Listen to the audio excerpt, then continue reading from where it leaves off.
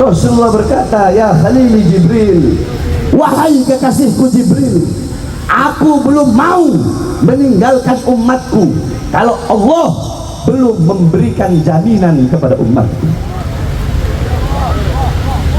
Pergilah Jibril menghadap Allah. Kemudian Allah berkata kepada Jibril, basyirhu innahu awwalu nasin kharijun minal ardi idha bu'isu wa sayyiduhum idha jami'u fabasyirhu annal jannah muharramatun alal umam qabla an tadkhuluha ummatuh. Katakan kepadanya, wahai Jibril, jaminan dariku untuk umatnya bahwasanya surga aku haramkan untuk dimasuki oleh umat manapun sebelum surga dimasuki oleh umatku. Rasulullah berkata, al-an qarataini, sekarang aku puas, aku bahagia, aku senang. Nabi Muhammad di saat detik-detik terakhir nafasnya, di akhir hayatnya, masih memikirkan nasib kalian sebagai umat. Dicabut nyawa Nabi Muhammad. Ketika dicabut nyawa Nabi Muhammad SAW, Nabi Muhammad mendesak. Nabi Muhammad merasakan sakit. Dicabut nyawa Rasulullah. Rasulullah berkata, wahai Israel, apakah seperti ini rasa sakit dicabut nyawa? Israel berkata, ya Rasulullah, seperti inilah rasa sakit dicabut nyawa. Rasulullah menjawab, apakah rasa sakit seperti ini juga yang nanti akan dialami oleh umatku? Israel berkata, ya Rasulullah, bahkan lebih sakit dari ini ya Rasulullah. Mendengar itu Rasulullah menangis. Itu tangisan terakhir Rasulullah. Rasulullah mengangkat tangannya dan berdoa, doa yang menutupi kepergian Nabi Muhammad, doa yang menutupi wafatnya Nabi Muhammad. Tahukah kalian apa doa itu? Rasulullah mengangkat tangan dan berkata, Allahumma khaffif ala ummati fi sakratil maut wa thaqil alayya. Ya Allah, ya Rabb, ringankanlah sakratul maut umatku dan berikan seluruh penderitaan, seluruh beban, seluruh rasa sakit sakratul maut umatku, berikan dan limpahkan kepadaku. Biar aku yang menanggungnya ya Rasulullah, ya Allah. Mereka tidak akan kuat merasakannya, mereka tidak akan sanggup. Biar aku menanggung rasa sakit seluruh sakratul maut umatku. Aku pemimpin mereka, aku nabi mereka. Biar aku yang menanggung seluruh rasa sakit sakratul maut umatku. Apa yang telah kalian lakukan untuk Nabi Muhammad?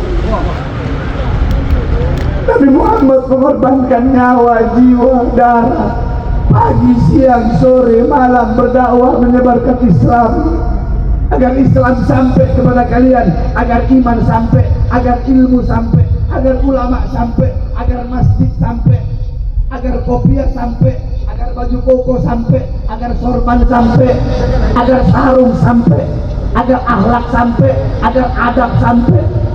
Tetapi setelah itu semua sampai berkat perjuangan Nabi, malah kalian sia-siakan, malah kalian campakkan. Secara tidak langsung kalian telah melempar kotoran di muka Nabi Muhammad SAW. Maka apakah pantas kita masih bisa disebut sebagai umat Nabi Muhammad? Oleh karena saudara-saudaraku sekalian yang dimuliakan oleh Allah, sekali lagi wasiat saya, gembirakan Nabi. Bagaimana cara menggembirakan Nabi? Dengan selalu hadir dan duduk di majelis-majelis yang menjadi warisan Nabi Muhammad, yaitu majelis seperti pada malam hari. Jangan jauh dari ulama, jangan jauh dari para ustaz, jangan jauh dari para kiai, jangan jauh dari para habaib. Jangan engkau mudah terprovokasi, jangan engkau dipecah belah. Jangan, jaga ukhuwah, jaga persatuan, jaga ukhuwah Islamiyah. Kita yang muslim disatukan dengan satu agama, yaitu Islam. Saudara-saudara kita yang bukan muslim, saudara-saudara kita yang Kristen, yang Buddha, yang Hindu, yang Katolik, walaupun mereka bukan saudara seagama, tapi mereka adalah saudara. Satu merah putih, satu bangsa, satu Indonesia, satu negara kesatuan Republik Indonesia. Jaga ukhuwah Islamiyah dan jaga ukhuwah watoniyah. Jangan biarkan kera-kera bersorban memprovokasi kalian untuk memecah belah umat. Jangan sampai para kiai dan para habaib dipecah belah, diprovokasi oleh kera-kera bersorban yang mementingkan urusan-urusan perutnya. Apa yang sudah mereka lakukan untuk bangsa dan negara? Saudara-saudara, saya ini berkali-kali masuk penjara. Kenapa? Karena bela rakyat, bela bangsa. Dan saya tetap tidak akan kapok, tidak akan lelah, tidak ada kata capek. Emang ada pernah berubah ceramah saya? Saya tanya, ada saya ceramah berubah? Walaupun keluar masuk penjara. Kalian bayangkan saudara-saudara, saya baru bebas, siang bebas dari lapas, siang bebas dari lapas, malamnya saya ceramah. Waktu itu lagi corona tahun 2020, COVID. Saya tahu kalau saya ceramah ini pasti saya bakal ditahan lagi, tapi saya ambil resiko itu, saudara-saudara. Saya ambil resiko itu. Saya nggak ada urusan sekarang ini, dari dulu sampai sekarang dan ke depan, saya nggak ada urusan. Saya mau diracun kek, mau dibunuh kek, mau dipenjara, diracun, dibunuh, ditembak, saya sudah tidak ada urusan. Tetap saya akan sampaikan kebenaran. Saya tidak akan pernah menundukkan kepala untuk bangsa, untuk negara, untuk rakyat. Jangankan hanya di penjara, untuk bangsa dan rakyat, nyawa saya, jiwa saya, darah saya murah harganya, tumpah untuk negara kesatuan Republik Indonesia, saudara. Saya masuk penjara bukan korupsi, betul? Saya bukan koruptor, saya bukan narkoba, saya bukan balik uang rakyat, betul? Betul. Mau tahu kenapa saya ditahan kemarin? Sampai dibawa ke Nusa Kambangan, diborgol tangan saya, diborgol perut saya, diborgol kaki saya, tangan, perut, kaki, jalan begini terus.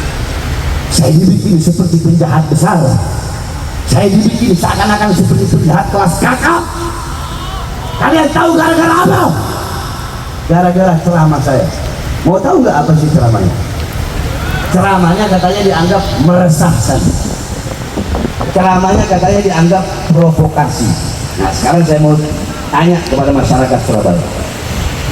Waktu itu saya bilang, hei presiden, hei pemerintah, di masa corona kenapa rakyat kalian kurung dalam rumah tapi tidak kalian beri makanan dan tidak kalian berikan kebutuhan pokoknya?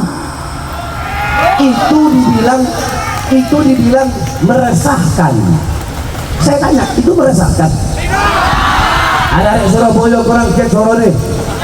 Meresahkan? Meresahkan? Provokasi? Provokasi? Meresahkan atau pembelaan? Meresahkan atau pembelaan? Meresahkan atau pembelaan? Ya sama-sama kita hujan, saudara. Meresahkan atau pembelaan? Meresahkan atau pembelaan? Siapa yang saya bela? Siapa yang saya bela? Siapa yang saya bela? Siapa yang saya bela?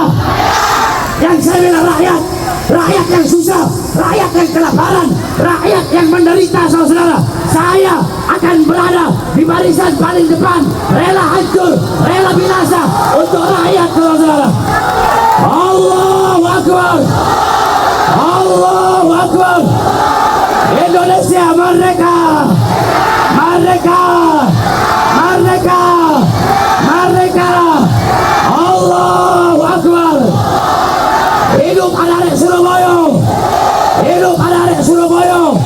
Allahu Akbar. Terakhir sebelum saya tutup, saudara-saudara, sebentar lagi pilkada, betul? Woi, diam. Sebentar lagi pilkada, betul? Betul. Saya ingin memberikan saran, siapapun calonnya, kalau ada 2 calon atau 3 calon atau 4 calon, maka pilihlah dari keempatnya atau ketiganya atau keduanya, pilih yang kalau semuanya baik, pilih yang paling baik. Paham? Ada calon, dua-duanya baik atau tiga-tiganya baik, empat-empatnya baik, maka pilih yang paling. Nah, andaikan ada calon 1, 2, 3 atau 4, empat-empatnya bangsat, empat-empatnya biadab, rusak, maka pilih yang paling ringan kebangsatannya. Paham? Kalau empat-empatnya buruk, berarti pilih yang paling ringan keburukan. Yang penting jangan sampai hanya gara-gara beda pilihan kita saling terpecah belah, betul? Kita saling mencaci maki, betul? Saya tanya masyarakat Surabaya, siap bersatu? Siap bersatu? Siap bersatu? Siap lawan kezaliman? Siap lawan kemungkaran? Allahu Akbar. Sebelum saya tutup, terakhir wasiat saya, dengarkan baik-baik. Saya wasiatkan dan saya nasihatkan kepada engkau, wahai Jokowi. Wahai Jokowi, sebelum akhir masa jabatanmu, minta maaflah kepada rakyat. Minta maaf kepada rakyat yang selama ini kau bohongi, yang selama ini kau tipu. Kau berjanji memakmurkan rakyat, mensejahterakan rakyat, tapi yang makmur orang-orang asing. Rakyat dan pribumi Indonesia menjadi budak di negara kita sendiri. Sebelum akhir masa jabatanmu, minta maaf kepada rakyat, minta ampun kepada rakyat. Agar apa? Agar kelak di akhirat engkau tidak akan dituntut oleh rakyat dan masyarakat. Betul?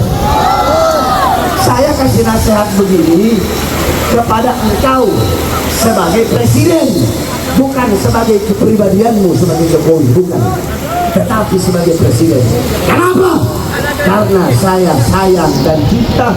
Saya tidak mau kelak di akhirat engkau akan dimintai pertanggungjawaban dan dituntut oleh Allah Subhanahu wa Ta'ala. Paham? Paham?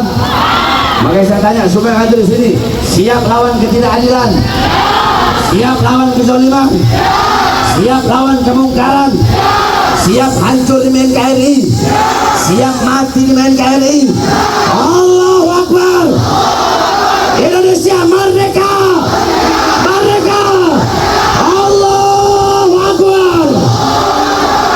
Assalamualaikum. Terakhir sebelum saya tutup, Habib kenapa nggak mau bahas nasab?